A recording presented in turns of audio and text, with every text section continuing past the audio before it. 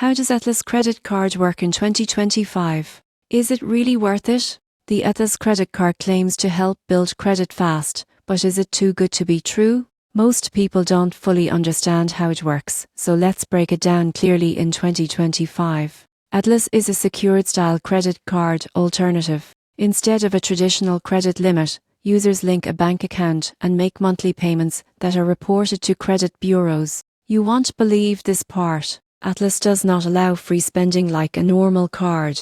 It works more like a credit-building subscription with scheduled payments. Each on-time payment helps build payment history, which makes up about 35% of your credit score.